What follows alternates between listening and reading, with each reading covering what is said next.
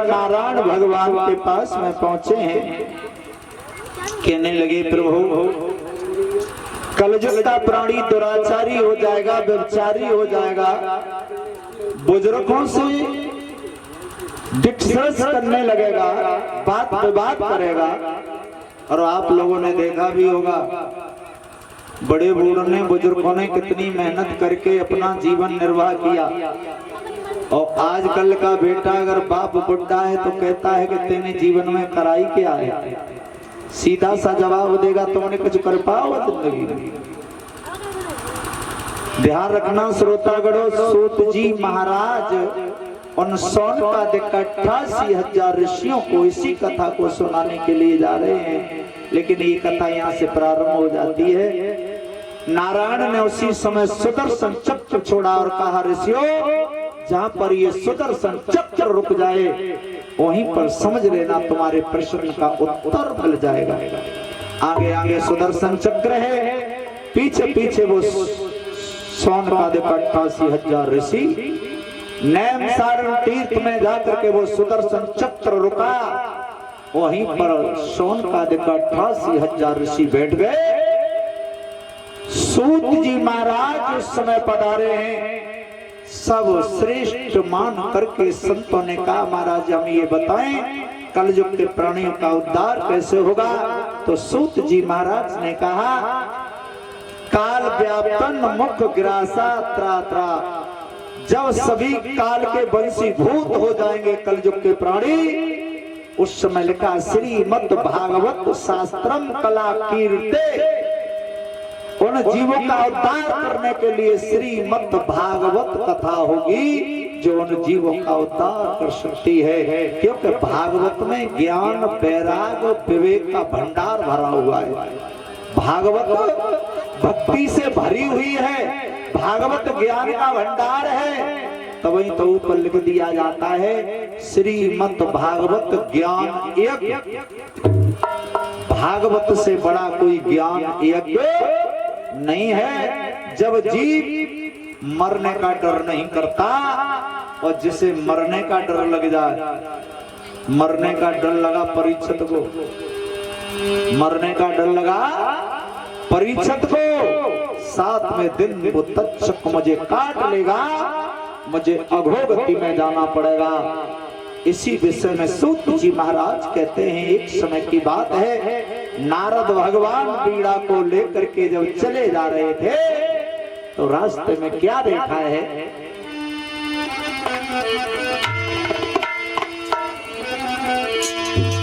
के तरड़ी के सुंदर रसिक नयन, क्या देखा, एक जवान स्त्री बैठी है, उसके पास में 2 बूढ़े पुरुष लेटे हैं, उन्हें देखती जाती है, रोती जाती है। उस समय नारद ने देखा ये दृश्य कि तरुणी के सुंदर रसिक नयन, और मन ही मन बिता रो रहे थे।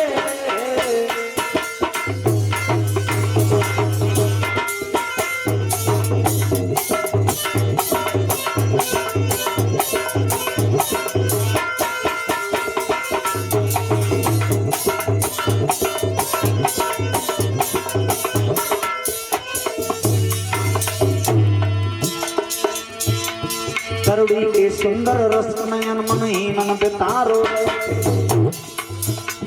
तो बूढ़े पुरुष के खबरी से मैया पास सो रहे थे।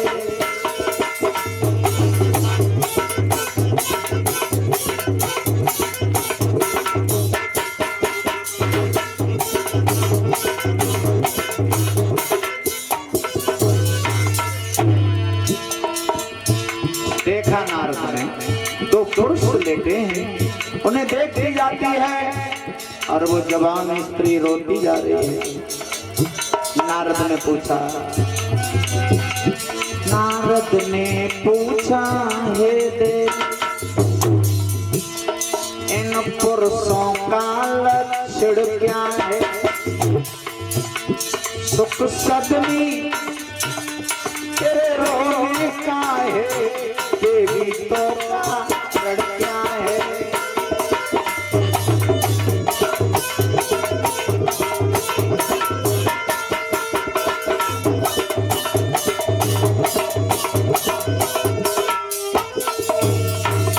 क्यों रोती जा रही हो? देवी ने हाथ जोड़ करके कहा, महाराज आप संत हैं और संत मन की बात को जान लेते हैं, आप जानिए मैं कौन हूं। नारद बोले, जवान स्त्री हो, जवान तरुणी हो, तुम्हारे पास में ये दोनों बूढ़े पुरुष लेते हैं। महाराज मुझे नहीं पहचानते हो तो इन दोनों को तो पहचानिए कौन है। नारद ने कहा, जब तुम जवान हो ये बुढ़े हैं, तुम रो रही हो सकता है ये तुम तुम्हारे पिता हो। बेटी को पिता का बहुत दर्द होता है और तुमने देखा भी होगा, जितना दर्द जितना प्रेम बेटी का पिता से होता है उतना बेटे का नहीं हुआ करता। आप लोगों ने देखा भी होगा, बेटी ससुराल चली जाए और ये पता लग जाए कि पिताजी कुछ परेशान हैं, तो बेटी ससुराल से तुरंत देखने को चली आएगी। और बेटा अगर नौकरी कर रहा हो ना, उसे पता लग जाए कि पिताजी अब मरवे ही आए, तो लोग बाग से सीधा कहेगा मत जा, तो फोन करती हो देख लेंगे बाद में, नौकरी छोड़ी कहाँ जा रही है। थोड़ा गौर करिए, बेटा अगर बाहर से आएगा और पिता चला भी गया तो बेटा लाश पे ही आएगा, भले दो आंसू डालते और बिटिया गांव में घुसे ही मई तंत गंगा जी बहाए वो शुरू कर दे, इतनी रोए। कितना प्रेम होता है। कहने लगे नारद, हो सकता है ये तुम्हारे दोनों पिता हो। जवाब दिया, पिता एक होता है, पिता दो नहीं हुआ करते। नारद बोले, तो हो सकता है ये तुम्हारे पति हो और पतियों पर बुढ़ापा है, तुम पर जवानी है, इसलिए तुम रो रही हो। जवाब दिया, ये मेरे पति भी नहीं है।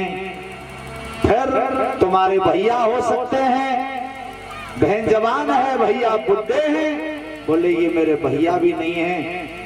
फिर कौन है? तो उस देवी ने जवाब दिया है, सुनो महाराज, मैं इसलिए रो रही हूँ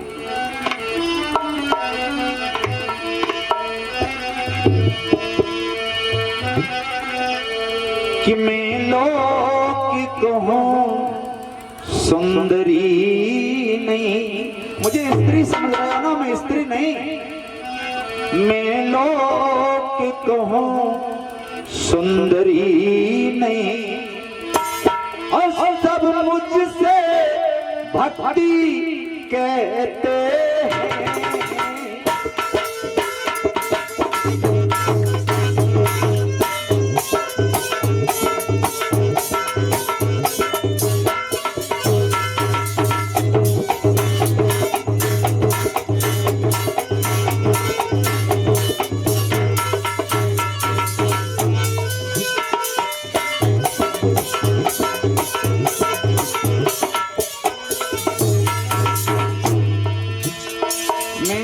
कहूँ सुंदरी नहीं, सब मुझसे भक्ति कहते हैं।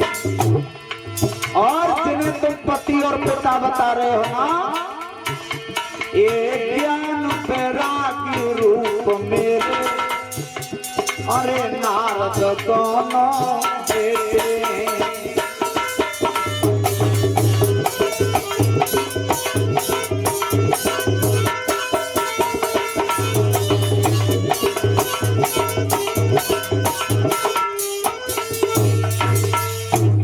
मुझे लोग भक्ति कहते हैं, मैं कोई नारी नहीं हूं। दोनों ये पुत्र हैं मेरे, ज्ञान और वैराग। तुम पर जवानी, बेटाओं पर बुढ़ापा। भक्ति ने कहा, महाराज मैं इसलिए नहीं रो रही हूं कि मेरे ऊपर जवानी है, मेरे बेटाओं पर बुढ़ापा है। मैं इसलिए रो रही हूं कि जिस समाज के लोग मुझे जीने नहीं देंगे। क्यों? आप लोगों ने देखा भी होगा, ये समाज के लोग कभी जीने का किसी को हक नहीं देते। जितने ये समाज के लोग जिन्हें कहते हैं ये समाज से बच के रहियो, ये समाज किसी को जीने का हक नहीं देता। और देता हो तो बताओ, किसी का लड़का या लड़की सुबह उठ करके भगवान के मंदिर में जाए, पूजा करे, तिलक लगाए, सवेरे भगवान जी का घंटा बजाए, तो ये गांव के लोग क्या कहेंगे? जो समाज के बड़े बड़े भाई, बड़ा पुजारी है या बड़ी पुजारने बनी फिर रही, सवेरे ही घंटा बजा के पहुंच जाते, वो तो बड़ी पुजार है। और वही लड़का लड़की अगर गली में आवारा घूमने लगे तो ये समाज के लोग फिर भी उसे जीने नहीं देंगे। समाज के लोग कहेंगे अब तो बुरे रास्ता पर जा रहा है, मरेगा। और वही लड़का अगर किसी की मजदूरी करने लगे ना तो ये समाज के लोग उसे अच्छी नजर से नहीं देखेंगे, कहेंगे अब आएगा उसमें, अब तो मजदूरी करता है। जब बेचारो पुजारी हो तब न जियन दो, जब गलन में घूमो तो न जियन दो, जब काऊ की मजदूरी करने गया तो नहीं जीने दिया। ये समाज के लोग किसी को जीने का हक नहीं दिया करते। और रो करके उस देवी ने कहा, महाराज सुनो,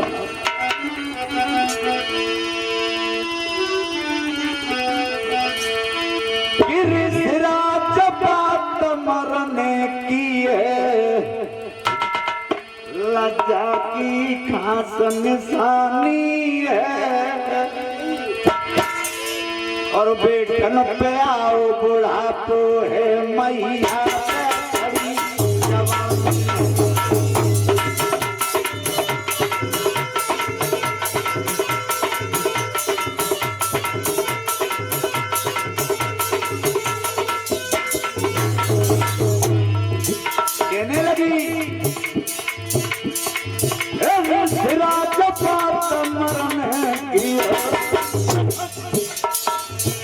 लज्जा की खास निशानी है, बेटन पे आओ बुढ़ापो है मैया सगी जवानी।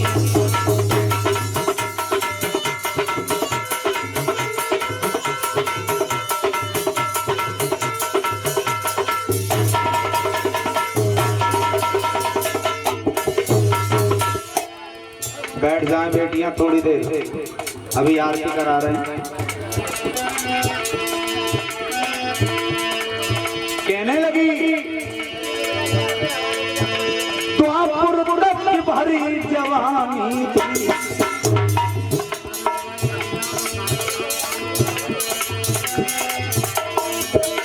द्वापर की भरी जवानी थी, हम तीनों आपे। उस भक्ति ने कहा द्वापर तक हम तीनों एक समान रहा करते थे, मेरे ऊपर बुढ़ापा रहा करता था, मेरे ज्ञान और वैराग दोनों जवान रहा करते थे। लेकिन जब से जब वृंदावन में और कलयुग लगा है, कलयुग के आते ही आते मेरे बेटा वृद्ध हो गए और मेरे ऊपर जवानी आ गई।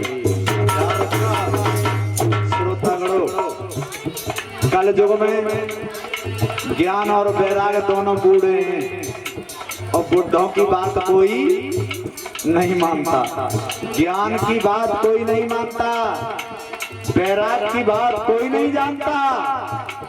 और नहीं तो विचार करना परीक्षित जी, जैसे ज्ञान का मतलब होता है अच्छी बुरी चीज को बताना, ज्ञान का मतलब है अच्छी चीज, कहते ना तुम्हें ज्ञान ना पहचान नहीं सकता, ज्ञान का मतलब अच्छी बुरी चीज को बताना। ज्ञान कह रहा है शराब पीने से क्या होता है, ज्ञान कह रहा है दूध पीने से क्या होता है, ये ज्ञान ही तो बता रहा है। लेकिन कौन माने ज्ञान की है? अब आ गया वैराग, वैराग जिसे कहते हैं विवेक। जब ज्ञान की नहीं मानता तो विवेक बेकार है, फिर वो चलेगा नहीं, है ना। गाड़ी के दो पहिया होते हैं, अगर ज्ञान बेकार हो गया, एक पहिया टूट गया तो एक पहिया पे गाड़ी नहीं जाएगी, तो फिर विवेक बेकार है। और विवेक का मतलब होता है बैराग। बैराग का मतलब होता है जिसमें कोई राग पैदा न हो, उसे कहते बैराग। लेकिन आजकल युग में ज्ञान और वैराग्य की कोई नहीं मानता। बेटियां जाएंगी नहीं, जितने कार्यकर्ता बेटियां सभी खाना खाए के जाएंगे। अच्छा,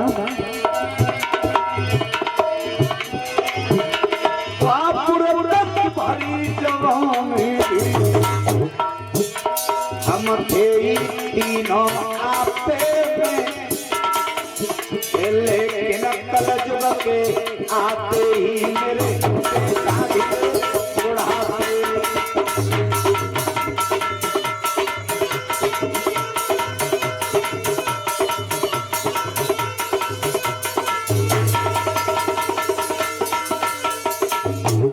ध्यान देना भक्तों। नारद ने कहा ज्ञान वैराग अगर बुढ़े हैं तो वो गीता के मंत्र में ज्ञान वैराग उनके कानों में फूंकता हूँ, और जैसे ही गीता के मंत्र पढ़े हैं तो कुछ होश तो आया, क्योंकि मंत्र अपना असर तो दिखाएगा।